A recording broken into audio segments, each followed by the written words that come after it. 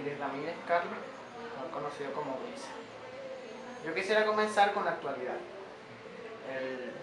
Hace muy poco, el presidente Nicolás Maduro, Le Monde le hace una entrevista donde él afirma que va a prestar toda la colaboración con su hermano en esta nueva fase del juicio en el cual participa, una segunda instancia, para ver que en la primera fue condenado a cadena perpetua, en una primera instancia, a ver cómo se desarrollan los hechos. ¿Qué expectativas tienen ustedes con respecto a la participación del Estado venezolano en la defensa de ellos? Sí, bueno, efectivamente, nuestras expectativas son enormes porque esperanzados en lo que declaró el presidente Maduro a Le Monde, estamos pidiendo una audiencia al presidente Maduro y al canciller Elías Agua para que podamos concretar los términos de la ayuda que el gobierno venezolano está obligado a darle Illich como conciudadano venezolano, por cuanto hasta los momentos y desde hace aproximadamente 3 meses, 4 meses, viene produciéndose una actitud contraria a lo que señala el presidente de la República por parte del embajador de Venezuela en Francia, Jesús Arnaldo Pérez. Esta persona en los últimos meses ha rechazado todo tipo de contacto con la esposa y abogada principal de Illich, Isabel Coutamper. Se ha negado a recibir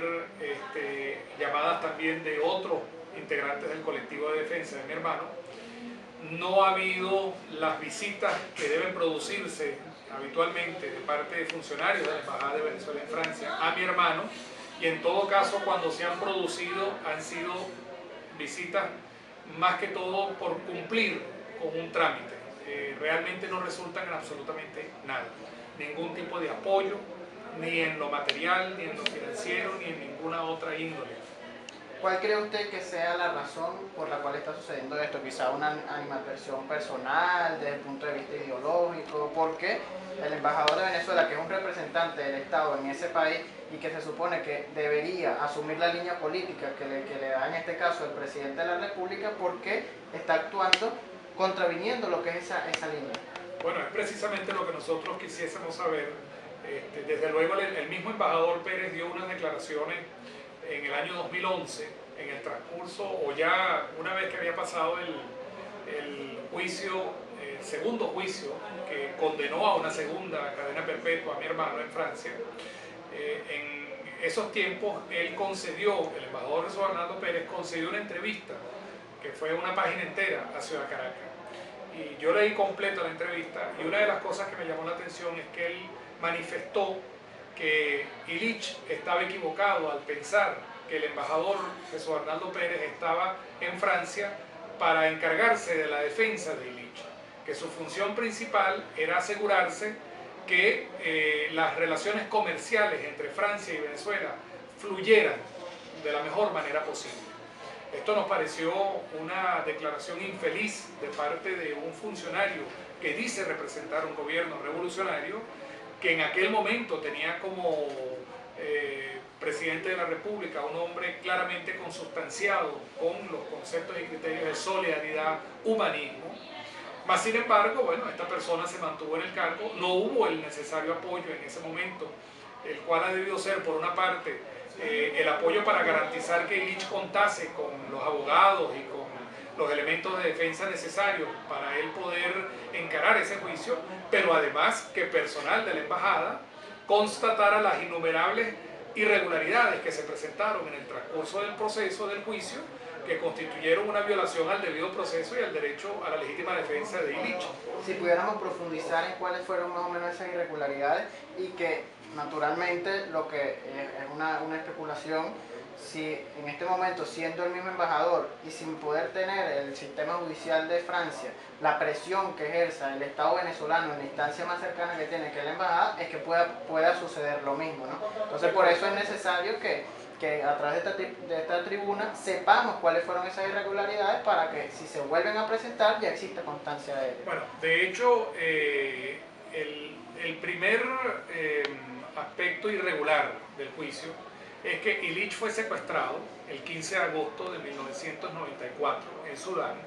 por agentes franceses y llevado a Francia. Desde ese día hasta el 11 de noviembre, el 7 de noviembre del año 2011, habían pasado más de 17 años en que él estuvo en poder de las autoridades francesas ilegalmente. Y fue recién a los 17 años que decidieron hacer ese segundo juicio. Entonces ya por ahí hay una irregularidad que hayan dejado pasar tanto tiempo, lo cual se debió fundamentalmente a que a lo largo de esos 17 años el Estado francés sabía que no poseía los elementos necesarios para demostrar la culpabilidad de Illich. Pasando ya a ese tema, el juicio tuvo como preámbulo la divulgación de una serie filmada por el director francés Olivier Assayas, que se dio a conocer como Carlos, que aquí se conoció como La historia del chacal. Esa miniserie de 3 capítulos, que fue presentada en Venezuela como una película en un formato de 1 hora y 40 minutos, no era otra cosa más que el relato sesgado por parte de la visión francesa de lo que Illich, de quién era Illich, de cuál había sido su vida, y evidentemente en esa película reflejaron inclusive hasta algunos de los atentados que fueron evaluados, que fueron juzgados en ese tribunal, y lo mostraron culpable de la autoría de esos atentados, evidentemente irrespetándole el derecho a la presunción de inocencia. Entonces esa divulgación de esa miniserie en Francia y en otros países, y de esa película en el caso de Venezuela, divulgada a nivel mundial, preparó a la opinión pública en general para ya conceptualizar a Illich como culpable de los delitos por los cuales se le iba a acusar. De igual manera, la sustanciación del expediente o de los expedientes para ese juicio fue absolutamente irregular. A Illich no se le permitió el acceso debido a los expedientes para él poder ir objetando las pruebas que se iban acumulando. Se desestimaron requerimientos por parte de la defensa que fueron formulados en el transcurso del juicio. Aparte de eso, no hubo testigos que aportasen información contundente que demostrasen la culpabilidad de Illich, ni elementos probatorios de otra índole. Aparte de eso, hubo una serie de elementos circundantes al juicio, como fue por ejemplo el hecho de que él fue trasladado de la cárcel de Poissy, donde él se encontraba antes del juicio, a la cárcel de La Santé en París, por ser esta la cárcel más próxima al tribunal. Ese traslado se produjo de una manera arbitraria, se le llevó sin previo aviso, él llegó a la nueva cárcel desprovisto de sus enseres personales, sus artículos de limpieza, de higiene, sin los documentos que él requería para seguir estudiando su defensa. Es decir, hubo toda una serie de obstáculos colocados ante la posibilidad de defenderse, que inclusive motivaron una huelga de hambre. Illich se declaró en huelga de hambre una semana antes del juicio. Huelga que, por cierto, no fue cuestionada a nivel de la embajada ante el gobierno francés. El embajador Jesús Arnaldo Pérez simplemente miró para otro lado. Él no estaba en Francia, él no se enteró que mi hermano hizo esa huelga de hambre. Entonces, esa actitud cómplice del embajador, con todas estas irregularidades y muchas más que podrá detallar Isabel, ya que ella viene y es abogada, yo soy ingeniero civil, pero claro, yo he venido documentándome sobre los hechos, indudablemente constituyen elementos suficientes para haber formulado la apelación apenas pasó la condena, que fue el 15 de diciembre del 2011. Y ahora, recién, bueno, porque otro elemento adicional es que la condena establece que esa pena a cadena perpetua deberá tener un cumplimiento mínimo de 18 años de cárcel, pero que deben contarse a partir del momento en que él fue sentenciado. Bueno, pero es que él ya tenía 18 años preso en la cárcel, o para ese momento llevaba 17 años. O sea que hay toda una serie de irregularidades y de actitudes arbitrarias por parte de la justicia francesa, que en ningún momento fue contestado por nuestro Estado. En todo caso, suponemos nosotros, y es el motivo del viaje de Isabel para Venezuela, porque queremos darle, en todo caso, el beneficio de esta duda de lo que está pasando, tanto al presidente Maduro como al canciller Jagua, de que no están bien informados de lo que está sucediendo, porque el embajador Jesús Arnaldo Pérez no está informando como es su deber.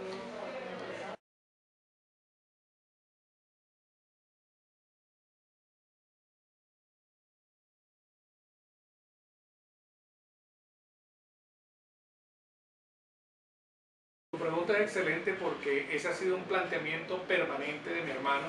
desde que fue secuestrado y más aún desde que Hugo Chávez ganó las elecciones del año 98.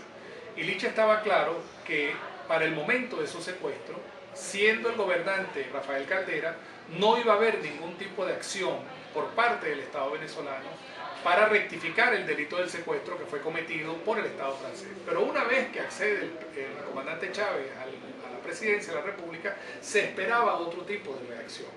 Cayó en un momento sumamente difícil. Recordemos que el año 94 es un año en el cual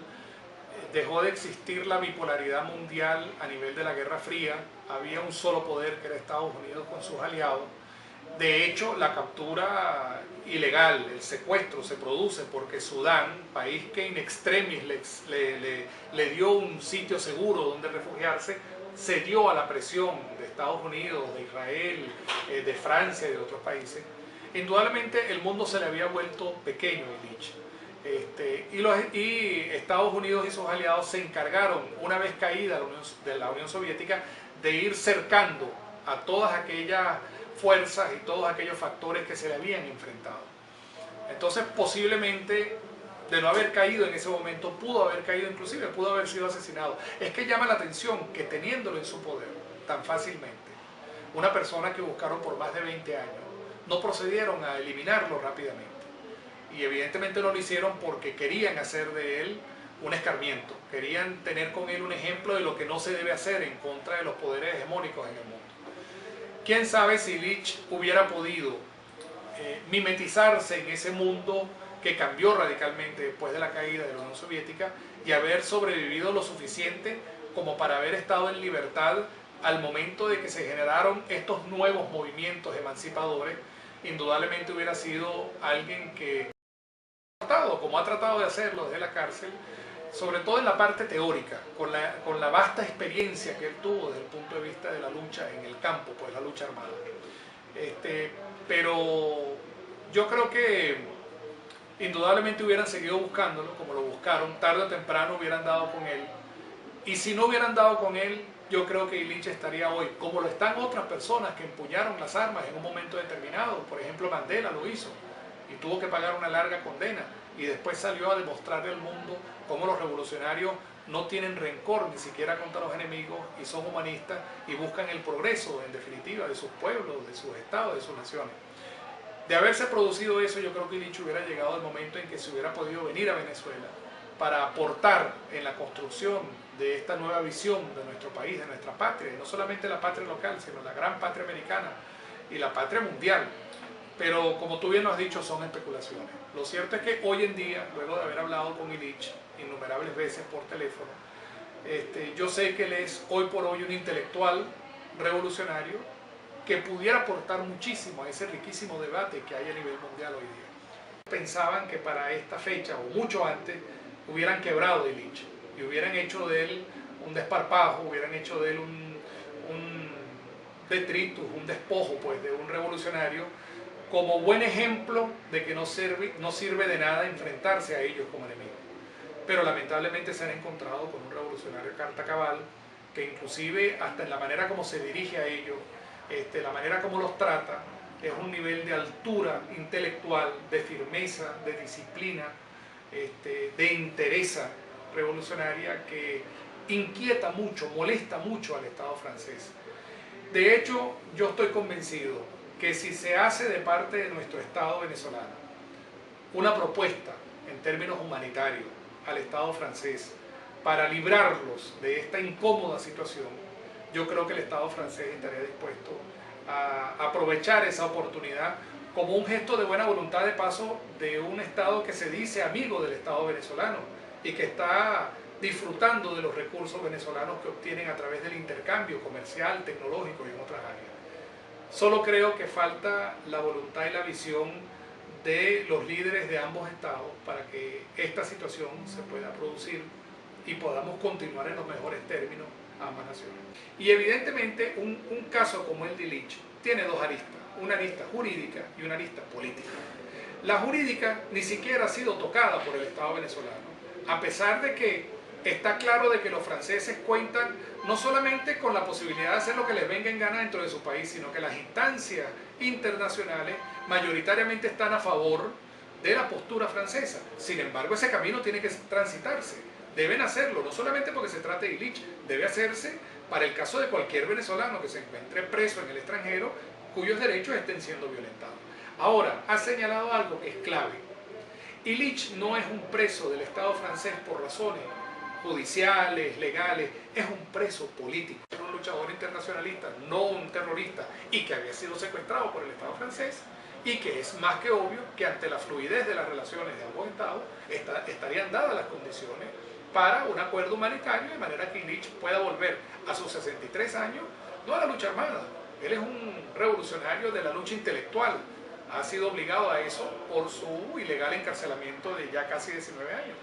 Pero ya basta, él debe ser liberado y que él pueda volver a su patria. No, bueno, agradezco enormemente a Primicias 24 la oportunidad de decir nuestra verdad, que siempre hemos manifestado con respeto, aunque lo hemos hecho también con firmeza.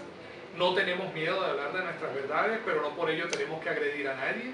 El que se sienta ofendido, bueno, que reflexione sobre las verdades que estamos diciendo. A veces las verdades duelen, pero son las verdades. Y yo con la verdad no ofendo. Simplemente saco a relucir algo que lamentablemente no está siendo ventilado en el ambiente público. Y yo espero sinceramente que el esfuerzo que está haciendo Nicolás Maduro, que yo lo interpreto como un esfuerzo sincero, inclusive con el gobierno en la calle, tratando de oír directamente de los actores que están teniendo que enfrentar las diferentes dificultades que surgen en las distintas comunidades, bueno, que ese gobierno de calle escuche el clamor nuestro, que también somos miembros del Poder Popular, también somos una comunidad afectada,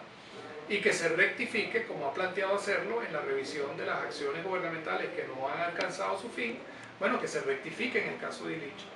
Que yo pueda leer algún día la entrevista que le hicieron al presidente y que la misma se corresponda con la verdad verdadera,